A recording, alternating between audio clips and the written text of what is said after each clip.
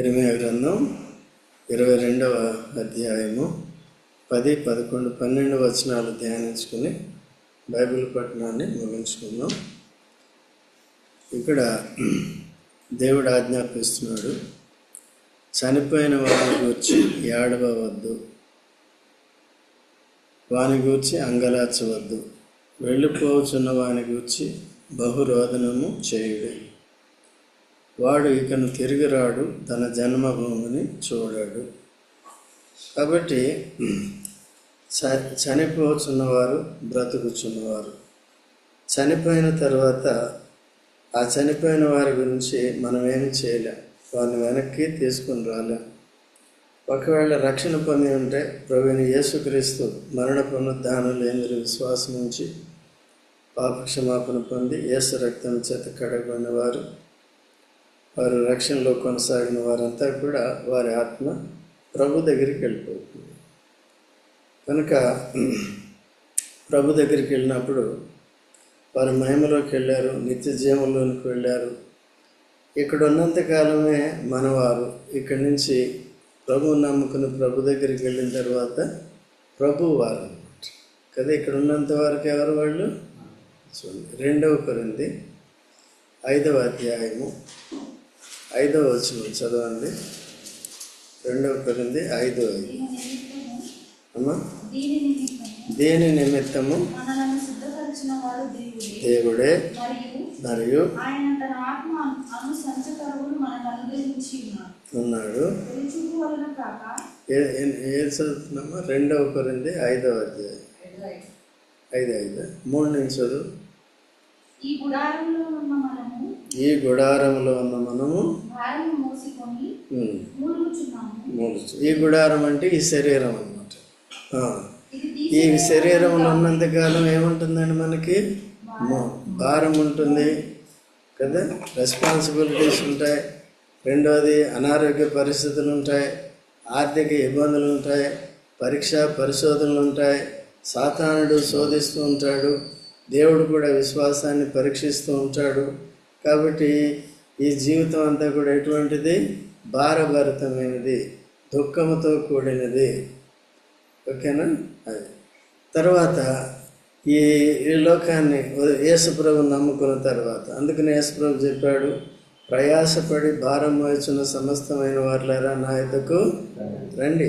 ఏ భేదం లేదు, అందరూ పాపమే, అందరి కొరకు, యూదుల కొరకు, అన్యజనులు అందరి కొరకు యేసు ప్రభు ప్రాణం పెట్టి మానవాడి పాపాన్ని పరిహారం చేశాడు.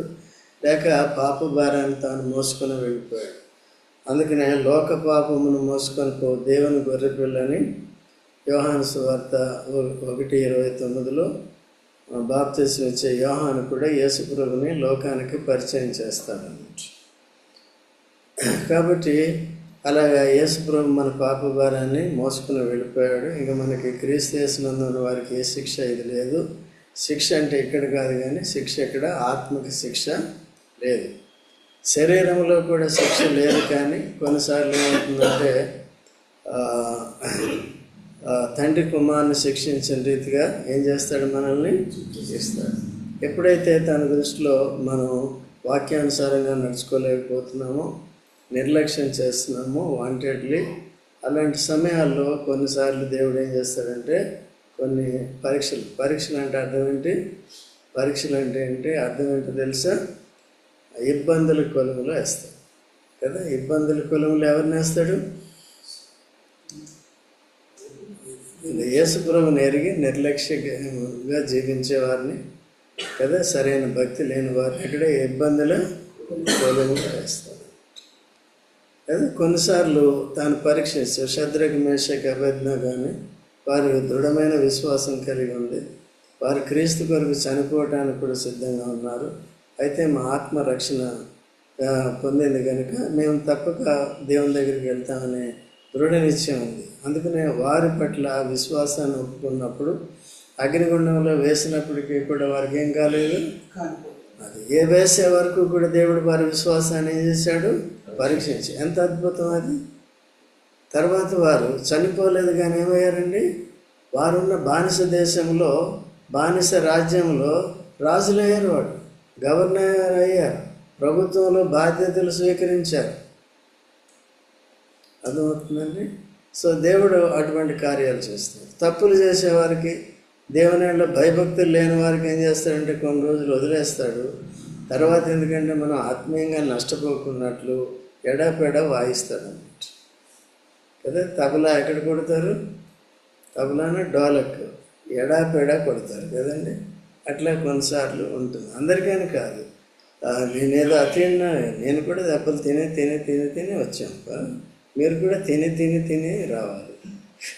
ఏం తినాలి? మటన్ చికెన్ కాదు, అవి తినండి. మటన్ చికెన్ తిని దేవుని మాటలు వినకుండా, దేవుని మాటలు తినకుండా ఉంటే ఏం చేస్తాడు?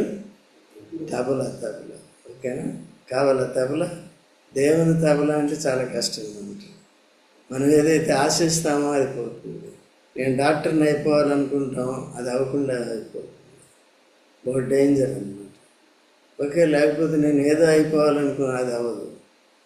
అందుకని దేవుని యందు భయభక్తులు కలిగి ఉన్నప్పుడు ఏం చేస్తాడంటే మన ఉద్దేశాలని సఫలం చేస్తాడు. ఓకే, ఇది భౌతిక విషయాలు. ఆత్మీయ విషయాల్లో మాత్రం తన ఉద్దేశాలే నెరవేర్చుకుంటాడు. ఇవి వేరేది వేరు. ఈవెన్ యేసుక్రీస్తు ప్రభు కూడా అదే. యేసు ప్రభు నువ్వు పాపులందరి కొరకు ప్రాణం పెట్టాలంటే అంతే. ఇంకా ఆయన గెత్సెమనే తోటలో దుఃఖంతో, వేదనతో ఆ సిలువ దృశ్యాన్ని ఊహించి చూసినప్పుడు ఎంత బాధగా ఉంటుందో, ఎంత శ్రమ ఉంటుందో, తర్వాత ఇటువంటి మరణం అది స్లో డెత్ అన్నమాట. వెంటనే ఒక షూట్ చేస్తే ఒక దెబ్బతో చనిపోతారు. ఇది అట్లా కాదు కదా. దగ్గర 6 గంటలు ఏం చేశాడండి? శిల మీద ఉన్నాడు.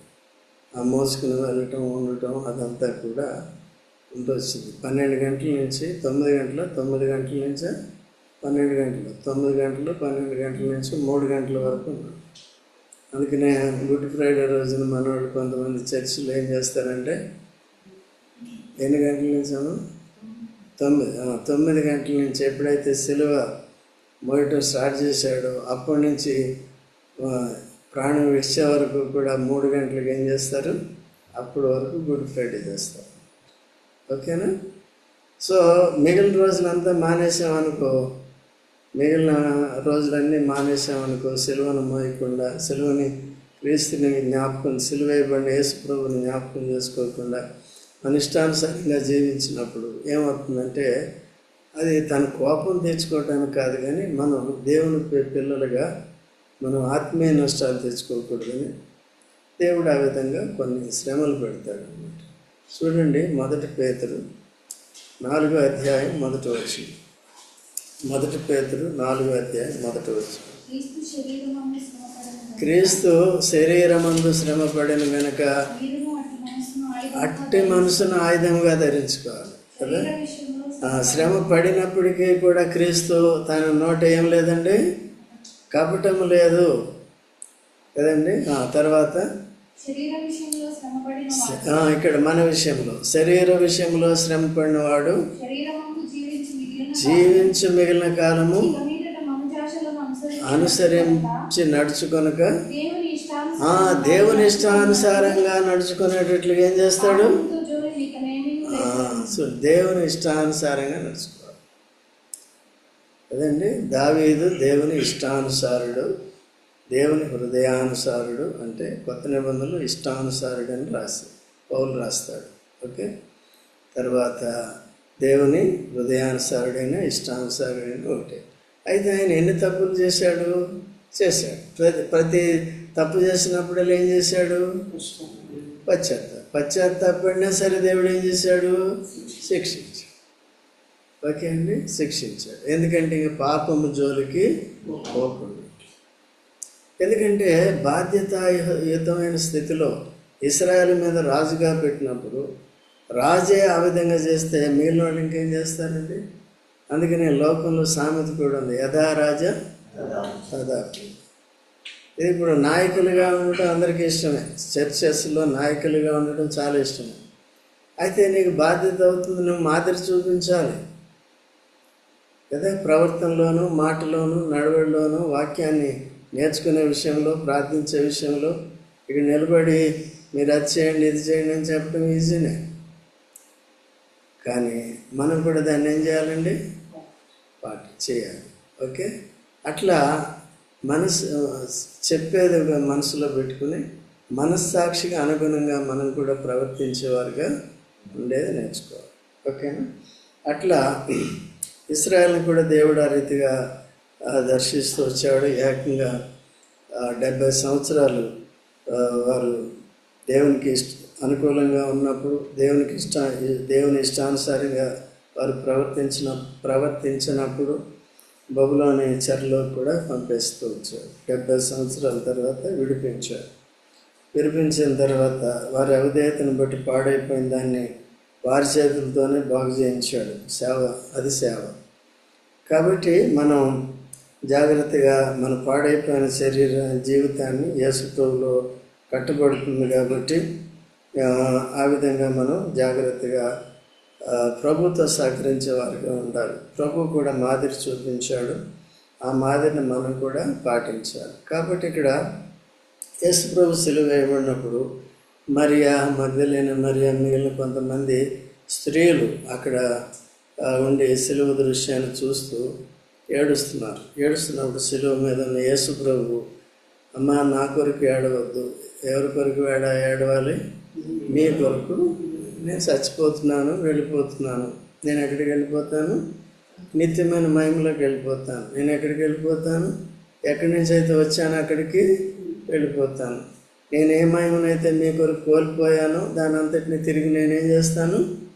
పొందేస్తాను. చూడండి, యోహాను సువార్త 17వ అధ్యాయం 4వ వచనం. Johne's gospel 17:4.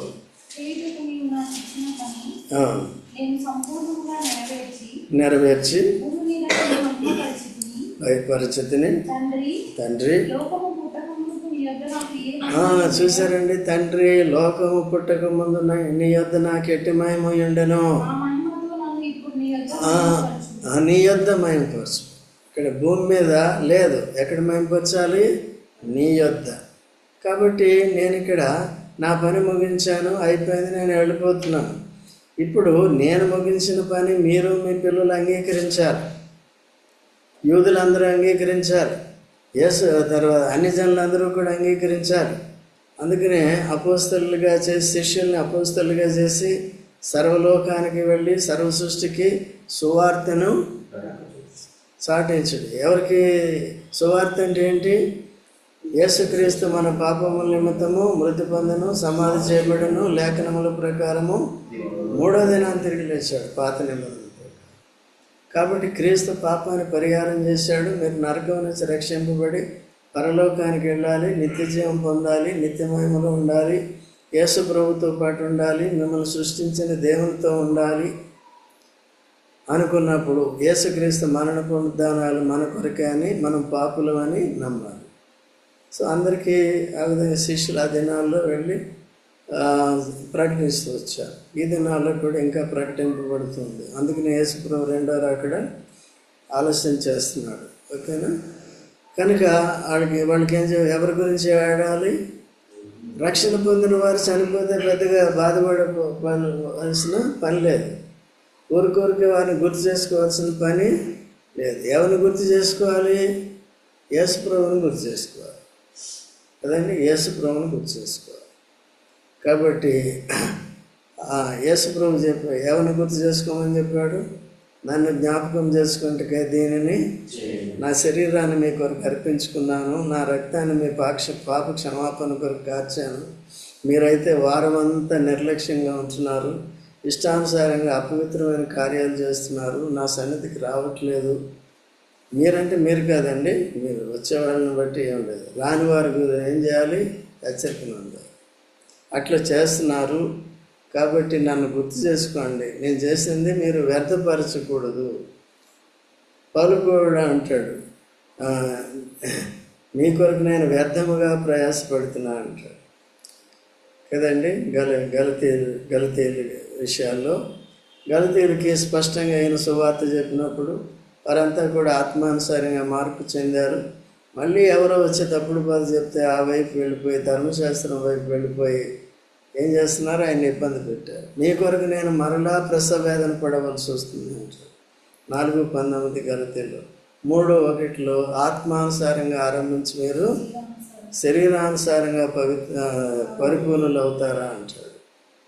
సో ఇటువంటి పని మనం కూడా ఇన్ని నేర్చుకుంటున్న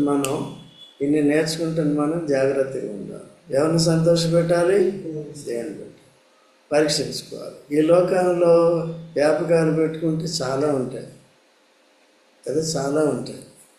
నాకు మీరంతా ఉద్యోగాలకు వెళ్తున్నారు, మీరు ఎస్కేప్ అవ్వలేరు. నాకు ఫ్రీ టైం చాలా ఉంటుంది. బట్ నేను కూడా కావాలంటే లోకానుసారంగా శరీరానుసారంగా జీవించాను అనుకున్నాను. ఏమవుతుంది? ఆల్మోస్ట్ నేను బయటికి వెళ్ళను. అర్థమవుతుందా? ఆల్మోస్ట్ వెళ్ళను. ఏదో ఒకసారి బయటకు గాలి కూడా పీల్చుకున్నప్పుడు ఒక 5-10 నిమిషాలు అటు తిరిగి వస్తాను.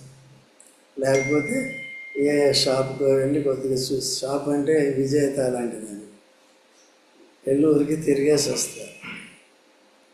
అర్థమైందా? నేను టైం అంతా ఉంటాను, ఈ విషయాలు చూస్తూ ఉంటాను, వాకింగ్ కూడా చూస్తూ ఉంటాను, ఇవన్నీ చేస్తాను. అయితే నాకు ఈ టైం ఉంది కాబట్టి అట్లా చేస్తున్నాను. మీరు కూడా ఏం చేయాలంటే టైం ఉన్నప్పుడల్లా చేయాలి, తప్పగా కొద్దిగా చేసుకోవాలి. తర్వాత ఎందుకంటే మీరు వినేవారు, కేవలం వినేవారు మాత్రమే ఎక్కువ, బోధించేవారు కూడా ఉన్నారు చాలా తక్కువ. కానీ ఎక్కువ మెజారిటీ ఎవరండి? వినేవారు కదా. వినేవారందరూ ఏం చేయాలి? దాన్ని పాటించాలి. చెప్పేవారందరూ ఏం చేయాలి? వారు పాటించాలి కదండి. బాధ వచ్చేటప్పటికి ఎవరికి పక్షపాతం లేదు. ఇలా చెప్పి అలా చేస్తే, ఇలాగ చెప్పి ఇలా చేయమని చెప్పి అలా చేయకపోతే వీరికి ఎక్కువ శిక్ష. ఎవరికండి? చెప్పేవారికి ఎక్కువ శిక్ష. ఇక్కడే ఉంటుంది. అక్కడికి వెళ్ళిన తర్వాత ఏముండదు. అక్కడికి వెళ్ళిన తర్వాత బహుమానాలు ఉండవు, అల్పులు అనబడతారు. ఆ ప్రకారం చెప్పి చేయకపోతే ఎవరండి వారు? పరలోక రాజ్యంలో అల్పులు. యేసు ప్రభు 100% మహిమను క్లెయిమ్ చేస్తున్నాడు. నేను నీ వద్ద ఉన్నప్పుడు నాకు ఎట్టి మహిమ ఉండేనో ఆ ఫుల్ మహిమ తిరిగి నాకు ఇచ్చి. ఎంత మహిమ ఉంది ఆయనకి? అంతా మళ్ళీ ఎందుకు?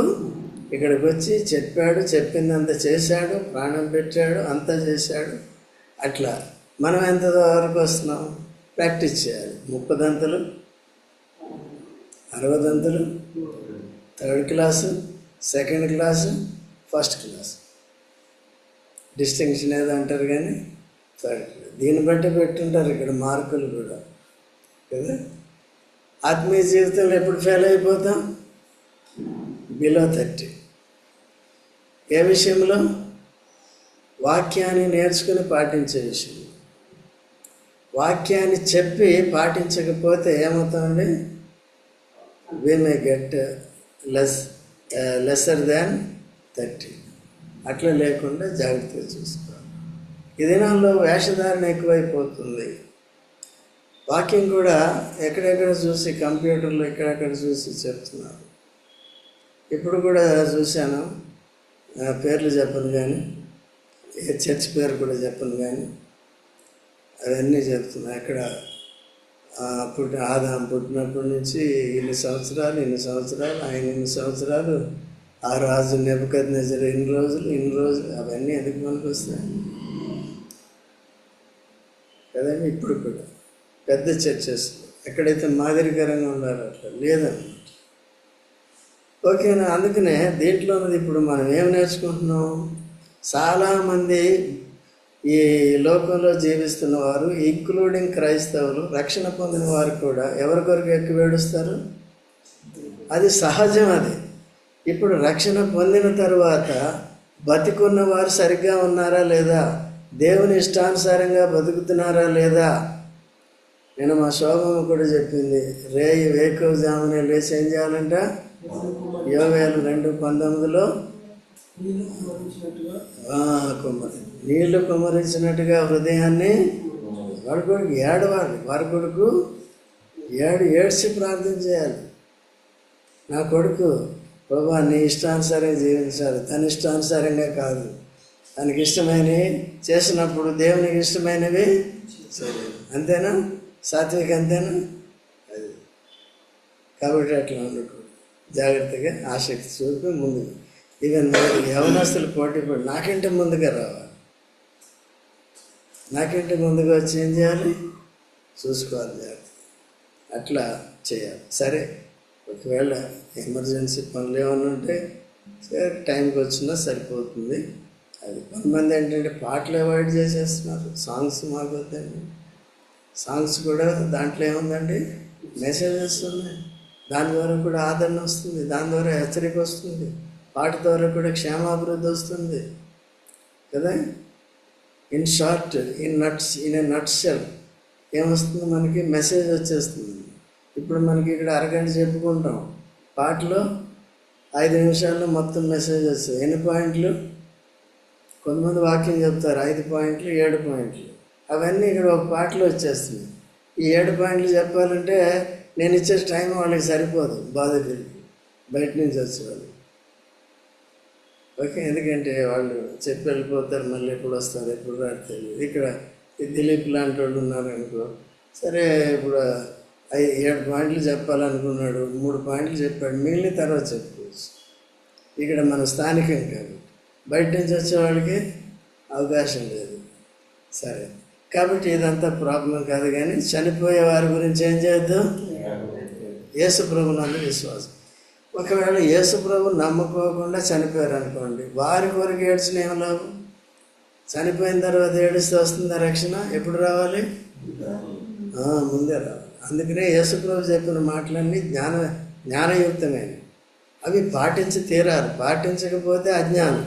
అర్థమవుతుందా సాగర్? అందుకనే ప్రార్థనా భారం అంటే ఇది ఉండాలి. ఇంకా మీ బంధువుల్లో ఉంటారు కొంతమంది, మా బంధువుల్లో ఉంటారు కొంతమంది, వీళ్ళందరి కొరకు ఏం చేయాలి, మనం ప్రార్థించాలి. నేను కూడా ఫోన్ చేసి మాట్లాడుతూ ఉంటాను ఊర్లో ఉన్న వాళ్ళతో, అవన్నీ చెప్పి కనీసం వాడికి రక్షణార్థమైన సువార్త మీద విశ్వాసం ఉందా లేదని చెక్ చేసి చెప్తూ ఇట్లా నేను పంపే మెసేజ్లు వాళ్ళు కూడా వింటారు. వాళ్ళు అక్కడ ఏదో చర్చికి వెళ్ళినప్పటికీ కూడా వింటూ ఉంటారు. ఓకే అండి, అట్లా. సో ఈ బాధ్యత మనం తీసుకుని జాగ్రత్తగా ఉండేది తీసుకోవాలి. చనిపోయిన వారి గురించి ఏం చేయొద్దండి, షూరా. తర్వాత వారి గురించి అంగలార్పండి. ఇంకా ఏడుపంటే పర్వాలేదు, అంగలార్పు కదా. రొమ్ము కొట్టేసుకుంటారు, అమ్మో బాబో అయ్యో కదండి. తర్వాత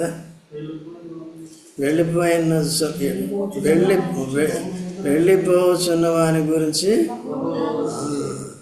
ఎవరు వెళ్ళిపోవచ్చున్నవాడు రక్షణ లేకుండా వెళ్ళిపోతుంటే, అవిధేయుడిగా వెళ్ళిపోతుంటే వాని కొరకు మనం ఏం చేయాలండి, ప్రార్థించాలి, బహురోధన చేయాలి. సో బతికుండగానే మారు మనసు లేని వాళ్ళకి, భక్తిహీనంగా ఉన్న వాళ్ళకి మనకు కూడా కేవలం ఆదివారం వచ్చేవారు మిగిలిన రోజులన్నీ భక్తిహీనత అని చెప్పాలి.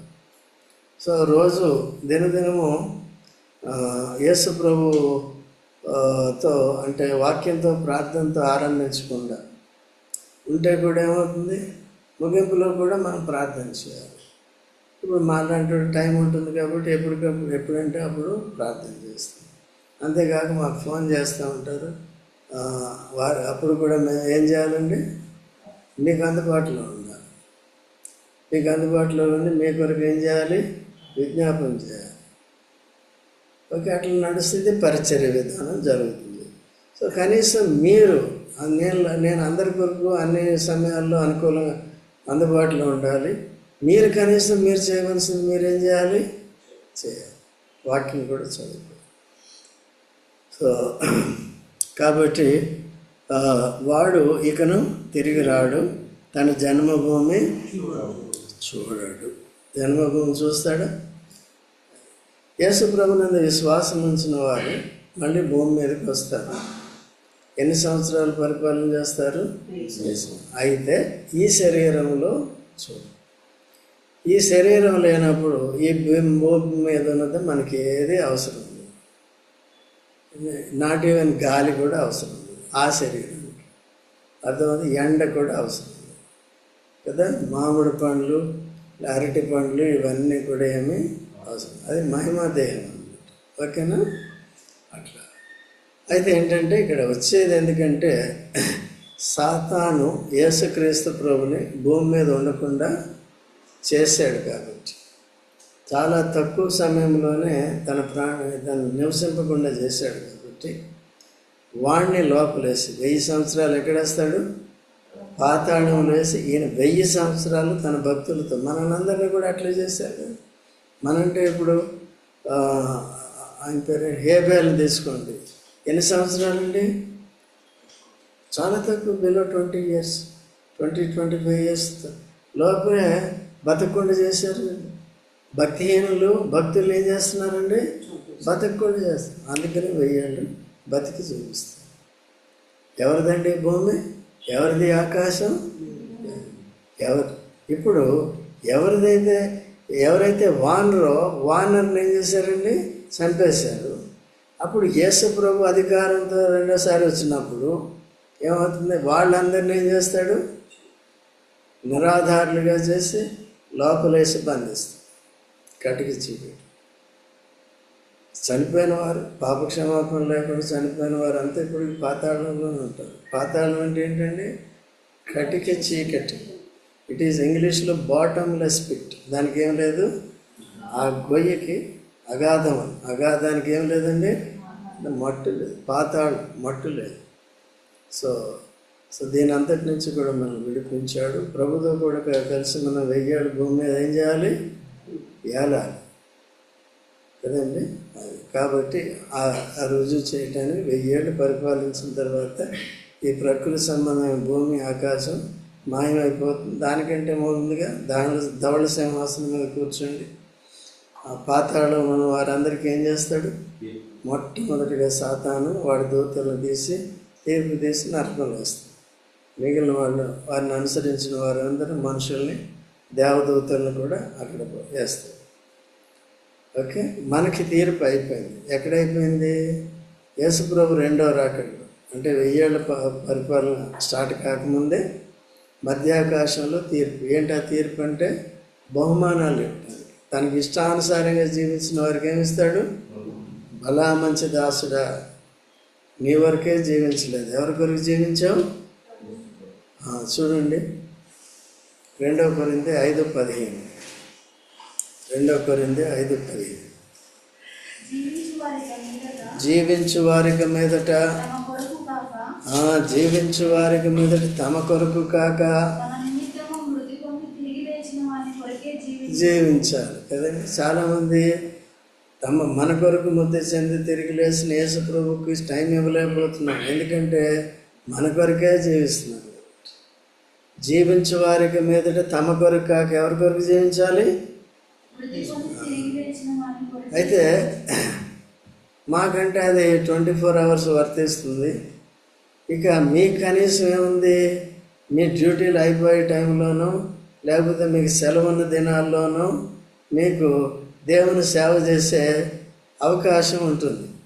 అలాగే మీకు కన్వీనియంట్గా ఉండేటట్టుగానే మీటింగులు పెట్టేది అంతేగాని పెడతాం. పెట్టినప్పుడు ఏం చేయాలి? దాంట్లో పాల్గొనాలి. ఎందుకు పాల్గొన్నాం? పాల్గొనాలి. మరి నా కొరకే జీవిస్తున్నాను. ఎవరి కొరకు జీవించాలి? తిమోతి తిడతాడు, అందరినీ తిడతాడు తిమోతి. చూడండి ఫిలిప్పీ 2:21. ఫిలిప్పీ 2:21. ఫిలిప్పీలకు 2:21.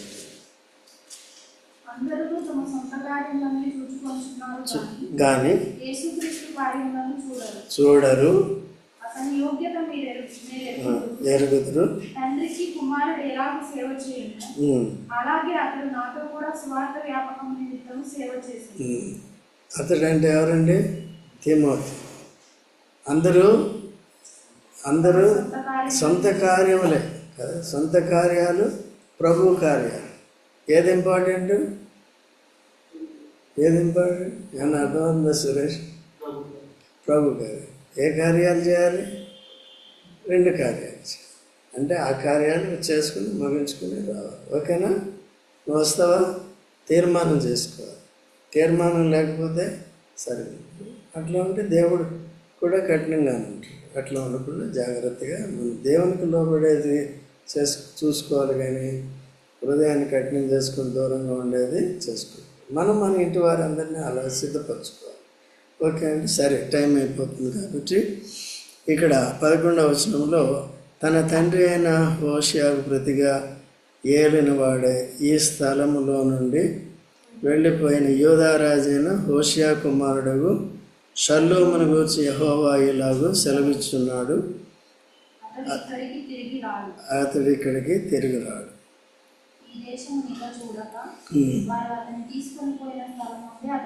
చచ్చును.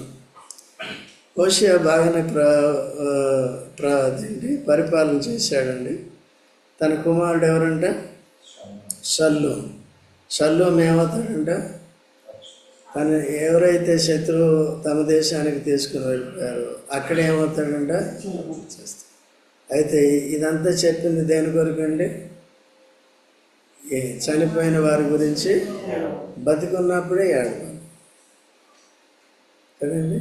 సంఘం అంతా ఏడవాలి, ఇశ్రాయేల్ అందరూ ఏడవాలి. రాజు పరిపాలన సరిగ్గా చేయకపోతే ఇశ్రాయేల్ అందరూ కూడా ఏం చేయాలి? మంచోడు దొరికాడు మనకు అనుకుంటాడు. తప్పులు చేసేవాడు మంచోడు దొరికాడు కదండి, అట్లా. ఓకేనా? సో కాబట్టి ఈ దేశముని ఇక చూడక వారు, ఈ దేశము నిక చూడక వారు అతన్ని తీసుకుని పోయిన స్థలం అందే అతడు చచ్చు. కాబట్టి దేవునికి ఇష్టానుసారమైన జీవితం జీవించాలి. ఒక పక్కనే దేవుడు కూడా బాధపడుతున్నాడు. ఎవరు కూడా నరులు నశించుట, నరకానికి వెళ్ళుట ఇష్టం లేదానికి. ఏకంగా ఎంత ప్రేమించాడంటే తన కుమారుడిని సెలవులో అర్పించినంతగా ప్రేమించాడు. దేవుని ప్రేమ లేకపోతే యేసు ప్రభు ప్రేమ ఎలాంటిదంటే దాని ఎత్తు, పొడవు, ఎత్తు, లోతు, పొడవ, ఎత్తు అని ఉందా? అనే ఉందా? దాని ఎత్తు, వెడల్పు, లోతు కదండి. అది తూర్పుకి పడమటికి తూర్పు ఎంత దూరమో అంత ఎడంగా మన పాపాలు ఏం చేశాడంటే దూరపరిచాడు. ఇవన్నీ అలా ఉంటాయి. అంటే ఎంతో అని అర్థం, దానికి ఇంత అని. అయితే మనం నిర్లక్ష్యం చేయకుండా జాగ్రత్తగా ఉండాలి. మనం కూడా ఏడవాలి. మనం తప్పులు చేసినప్పుడు మనం కూడా ఏం చేయాలండి? ఏడవాలి. తప్పులు చేసేప్పుడు ఆయన ఏడ్చాడా లేదా? ఎవరు? దావీదు ఏడ్చాడా లేదా? దుఃఖం అంటే దాన్ని దైవ చిత్తానుసారమైన దుఃఖం. దైవ చిత్తానుసారమైన దుఃఖము రక్షణార్థమైన మారు మనసును కలుగజేస్తుంది కదా. లోకానుసారమైన దుఃఖము మరణాన్ని, శరీర మరణాన్ని, ఆత్మ మరణాన్ని కలుగజేస్తుంది. అట్లా లేకుండా దైవ చిత్తానుసారమైన దుఃఖం అంటే తప్పు చేస్తే వెంటనే ఏం చేయాలి? పశ్చాత్తాపడాలి, బాధపడాలి. మీటింగ్ రాలేకపోతే, లేకపోతే ఇంకోటి లేకపోతే ఏం చేయాలి? ఇప్పుడు చూడు, మన రమాదేవి అంటే కానీ, సూర్యకుమార్ కానీ, కొంతమంది లిడియా సండే పెట్టుకుంటుంది. లిడియాకు టైం మెయింటైన్ చేస్తుంది. ఆ టైం నేను ఇన్ని గంటలకు ఉండాలి అంటే అన్ని గంటలకు ఏం చేస్తారు? నా టైం 9:30. ఏది? మార్నింగ్ అయితే. ఈవినింగ్ అయితే 6:30 టైం సెట్ చేసుకుంది. ఈ టైంలో అర్జెంటుగా నాకు ఏదైనా వేరే పనులు వచ్చినాయి అనుకోండి, అప్పుడు విలవిల్లాడిపోతున్నాను. అయ్యో వెళ్ళలేకపోతున్నాను. నేను కూడా అబ్జర్వ్ చేశాను. రమాదేవి గారు కానీ, మన లీడియాకు కానీ, అయ్యో 3 నిమిషాలు లేట్ అయిపోయింది. అట్లా అర్థమైందండి. అట్లా మనం మనసాక్షి కలిగి ఉండాలి. మన పౌరవాక్యం ఎక్కడుంది? పరలోకం. చెప్పవయ్యా, లేదు కదా నీకు? నాకు తెలిసి లేదు నీకు. కాబట్టి ఎక్కడుందండి? పరలోకం. కానీ సిద్ధపడండి. ఓకే, ఇక్కడ కాదు. మన హక్కు అంతా ఎక్కడుంది? పరలోకం కూడా సిద్ధపడండి. ప్రార్థన చేసుకుందాం.